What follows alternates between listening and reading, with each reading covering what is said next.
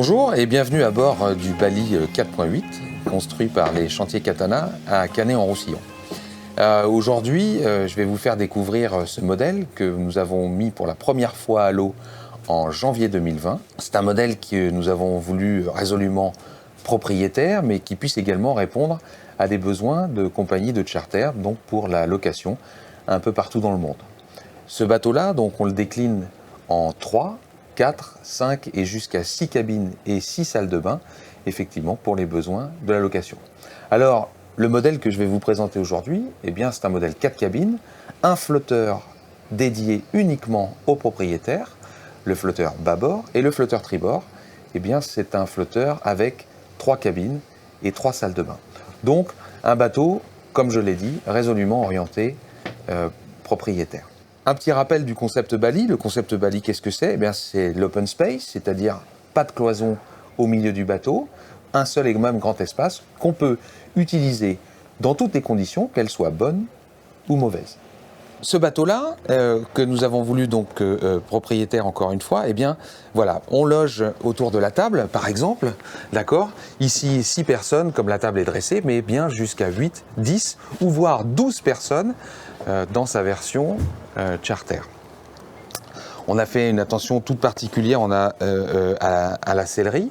Vous voyez que le bateau est très large. Vous voyez que le bateau est ouvert également sur les côtés avec des baies vitrées, ce qui amène une ventilation extraordinaire et en étant toujours à l'intérieur du bateau, à l'ombre. La banquette arrière, cette grande banquette, la banquette sur le côté également, qui peut être déclinée soit à une banquette comme vous la trouvez aujourd'hui ou alors avec 2 grands fauteuils club, ce qui effectivement permet une autre configuration un petit peu plus cosy. Alors, le concept Bali, c'est l'open space. Et donc, cet open space est matérialisé à l'arrière du bateau par cette porte oscillo-basculante qui est un grand marqueur de Bali Catamaran. Alors, comment elle fonctionne? Eh bien voilà, je suis à l'intérieur du bateau, d'accord, où je profite encore une fois de l'espace complet à l'arrière.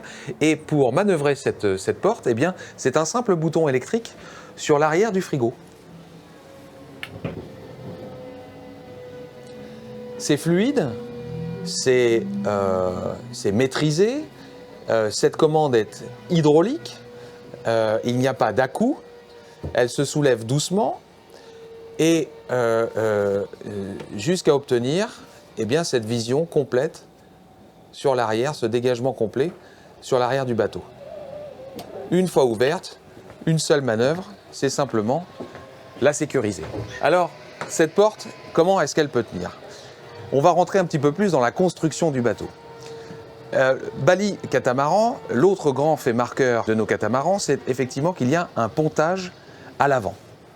Donc, pas de trampoline. Les 2 flotteurs sont donc reliés par 2 grandes cloisons à l'avant, ce qui lui confère une rigidité.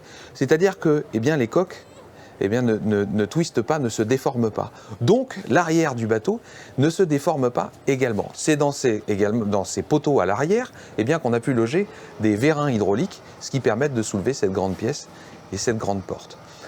Ce qui crée au final, eh bien, dans l'espace carré, un grand dégagement sur l'arrière, une grande visibilité, mais également un tunnel de ventilation.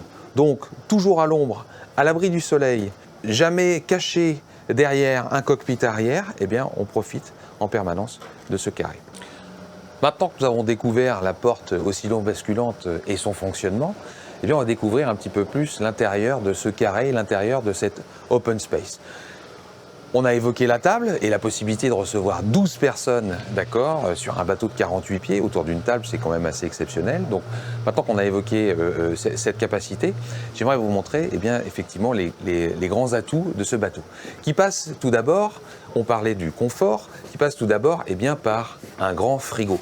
Un frigo comme à la maison, c'est-à-dire qu'on a tout d'abord une grande partie congélation avec un distributeur d'eau glacée et un distributeur de glaçons et de glace pilée. Une grande capacité congélation et de l'autre côté, une grande capacité froid. C'est un des grands atouts. Ce frigo marche sur un convertisseur dédié, donc il n'est pas énergivore.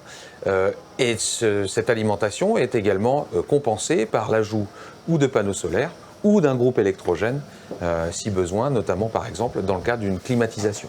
La climatisation, puisqu'on en parle, eh bien dans le bateau, on peut choisir d'avoir la climatisation uniquement dans les flotteurs et non pas dans la nacelle, parce que la nacelle est extrêmement bien ventilée en raison, encore une fois, de cette porte oscillo-basculante.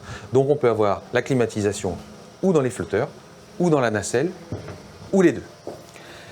La cuisine, sur le Bali 4.8, se retrouve donc finalement au centre du bateau. Une cuisine en L, avec bien évidemment tout le confort, beaucoup de rangements. Ici, la commande du désalinisateur, la commande déportée, ce qui permet depuis la cuisine de fabriquer de l'eau. Toujours des rangements. Ici, là encore, la table de cuisson,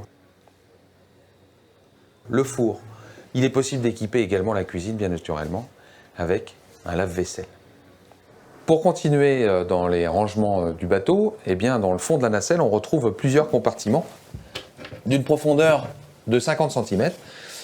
Ces compartiments sont étanches, donc facilement nettoyables également, car en polyester et en gel coat. Ces compartiments qu'on retrouve dans le fond de la nacelle eh bien, sont juste derrière la table à cartes. La table à cartes qui est également, eh bien, se retrouve au centre du bateau, un élément important effectivement pour la navigation.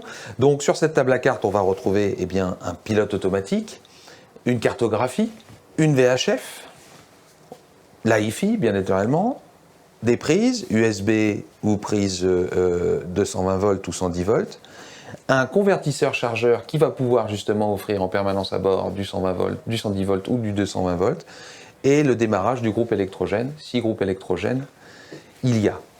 Depuis la table à cartes également, eh bien, on va pouvoir retrouver la dométique du bateau, c'est-à-dire le contrôle des niveaux de gasoil, le contrôle des niveaux d'eau, le contrôle des niveaux de eau noire, et puis également le contrôle du niveau des batteries. D'ici, vous allez pouvoir contrôler si effectivement vos batteries sont chargées ou pas, et si elles sont en train de se charger. Pour l'électronique, ce qui est facile, et sous cette table à cartes, c'est que le cœur de nos appareils eh bien, sont accessibles. Accessibles, réparables, entretenables. On peut les mettre à jour facilement. C'est un point essentiel. Et puis l'autre grand avantage eh bien, de cette table à cartes, c'est qu'elle est dans le sens de la marche. Elle est dans le sens de la marche et offre une visibilité, comme vous le voyez, eh bien, à 360 degrés. C'est-à-dire que depuis la table à cartes, eh bien, on peut vérifier tout ce qui se passe autour du bateau. Naturellement, avec cette fenêtre avant, eh bien, c'est un accès direct sur la mer que vous avez. Ça, c'est un atout. Alors, c'est depuis la table à cartes eh bien, que je vais vous rejoindre dans le cockpit avant. La porte étanche eh bien, me permet de communiquer entre l'intérieur du bateau et l'avant. Bon, alors ce cockpit avant, qu'est-ce que c'est? C'est la troisième grande zone du bateau avec le carré plus le flybridge. Cette zone, elle sert à quoi? C'est notamment effectivement un bain de soleil, c'est une autre zone de plaisir dans laquelle également on peut déjeuner, non loin de la cuisine. Voilà, elle permet une autre utilisation du bateau. Jusqu'à 25 nœuds de vent apparent, le fait que le bateau soit ponté intégralement sur l'avant, eh bien il n'y a pas de projection d'eau. On peut donc en profiter en navigation, au mouillage ou au port en toute sérénité. Le grand avantage également de ce cockpit avant, c'est notamment au port, quand le bateau est cul à quai, eh bien, il permet de garder son intimité. Qu'est-ce qu'on retrouve dans ce cockpit avant? Eh bien, un grand coffre ici sur le côté, dans lequel on va pouvoir y loger notamment eh bien, le groupe électrogène et sa batterie de démarrage dédiée. On va retrouver sur l'avant du bateau eh bien, un autre espace de rangement dans lequel on va pouvoir y loger les amarres et dans lequel on va pouvoir loger les défenses. Et puis de l'autre côté, également facilement accessible, eh bien, toute la partie technique pour le mouillage, c'est-à-dire le guindeau, la chaîne et sa patte doigt. À l'avant également, dans les deux pointes, eh bien, on peut retrouver soit du stockage, soit les deux pointes avant sont aménageables pour une cabine skipper d'un côté et de l'autre côté, la douche et les WC. La sécurité à bord du bateau se matérialise notamment par une grande main courante rigide à l'avant du bateau et par des passes avant qui sont totalement dégagées. Pas de panneau de pont, donc aucun risque d'abord de fuite et de se prendre les pieds en circulant sur le bateau. Maintenant, je vous invite à me suivre et à découvrir le flybridge. Alors en termes de sécurité, l'accès au flybridge se fait de façon naturelle avec des prises sécurisantes ici et là. Et puis on accède dans ce troisième espace du bali avec après le carré et le cockpit avant. Nous voilà ici sur le flybridge qu'on peut bien évidemment équiper d'une grande table. On est à l'ombre ici sur cette grande surface. On peut enfermer complètement le flybridge en cas de mauvais temps naturellement avec des toiles, ce qui va permettre de protéger le barreur. Barreur ici, un petit peu en renfoncement dans le flybridge, donc pas trop exposé. Et d'ici, je peux tout contrôler, notamment propulseur d'étrave, les moteurs bien évidemment, et toujours partager un moment de convivialité avec les invités qui se trouvent ici. Sur ce flybridge, on retrouve notamment 5 panneaux solaires qui font chacun 100 watts, une baume malgré tout accessible, comme vous le voyez. Et puis, je voudrais revenir sur ce système d'écoute qui est l'ADN Katana, un système d'écoute en triangle, non pas sur chariot, mais qui permet de jouer avec la forme de la voile.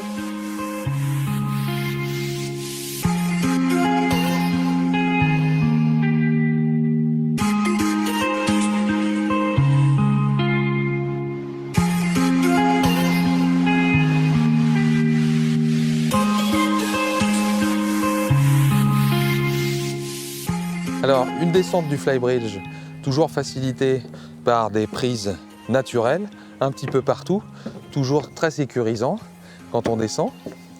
Maintenant, on va pouvoir découvrir la partie arrière du bateau. Donc, la porte oscillo-basculante est là maintenant fermée et pour éviter toute progression de l'eau à l'intérieur du bateau, effectivement, on ferme cette porte. On peut toujours accéder quand même, mais cette porte est étanche. Et une zone d'évacuation obligatoire pour éviter que l'eau rentre à l'intérieur du bateau. Maintenant, je vous invite à découvrir le compartiment moteur.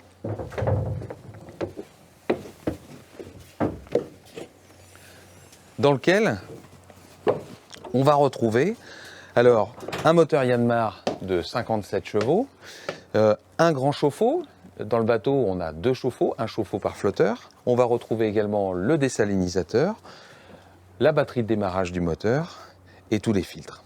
C'est une zone accessible, profonde, dans laquelle il est possible de circuler et d'accéder à tous les appareils pour un entretien facile du bateau. Naturellement, extincteurs et autres sont disponibles dans ce compartiment étanche. L'arrière du bateau se compose de cette plateforme, c'est ce qui fait que le bateau est un walk-around, c'est-à-dire qu'on peut faire le tour du bateau entièrement ponté. On va retrouver la mise à l'eau de l'annexe par un bossoir électrique ou manuel et différents compartiments sur l'arrière du bateau, notamment les compartiments de bouteilles à gaz et une échelle de bain.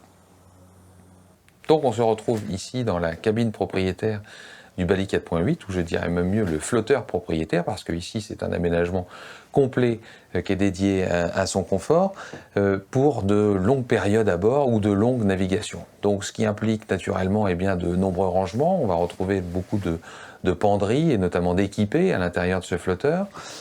Ici, sur ma gauche, un bureau coiffeuse. De l'autre côté, encore de nombreux rangements. Un accès direct à l'extérieur depuis l'intérieur de la cabine, en plus, naturellement, de l'accès intérieur. Ici, sur le côté, on va pouvoir avoir une vue sympa sur l'eau et les poissons, notamment. Et puis le lit face à la mer, ça c'est quelque chose de très agréable. On va retrouver sur l'avant du flotteur une grande salle de bain et une grande douche que je vais vous montrer maintenant.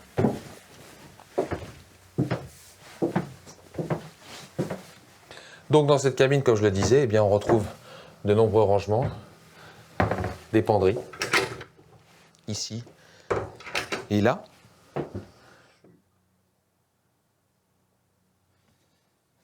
Au milieu, la descente, qu'on peut bien évidemment condamner pour de l'intimité.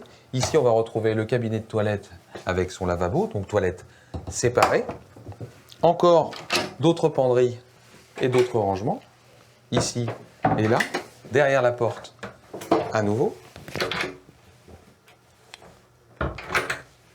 Et puis sur l'avant, une grande salle de bain avec la possibilité d'avoir un lave-linge, sèche-linge ici, du rangement pour chacun, d'accord, de chaque côté, ici et là, des prises, des rangements encore ici et là, dessous, et sur l'avant, la grande douche propriétaire.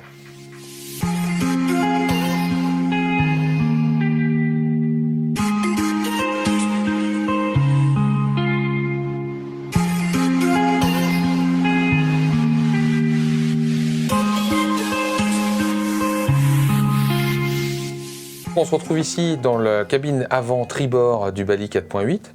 L'avantage de cette cabine et de ce lit, c'est qu'il est bien évidemment face à la mer. Il est doté d'une belle ventilation avec notamment le panneau de pont et les deux hublots plus un grand clair de vitre sur la mer. Et son autonomie avec son cabinet de toilette et sa douche sur l'avant.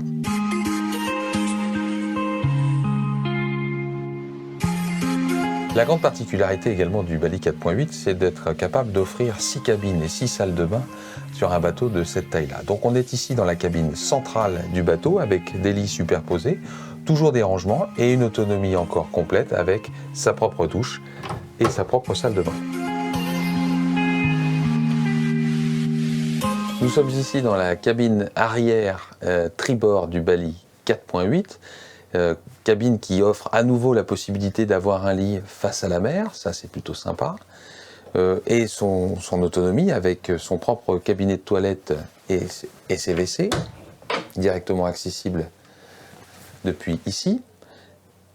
Cette cabine, elle a également la particularité d'offrir un accès sur l'extérieur et également l'accès à tous les composants électriques et notamment chargeurs et convertisseurs du bateau, simplement en ouvrant la descente.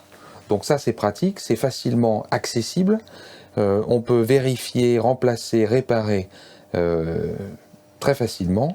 C'est un élément important dans la vie du bateau. Eh bien je vous remercie d'avoir suivi cette visite du Bali 4.8 avec moi depuis Canet en Roussillon et à très bientôt.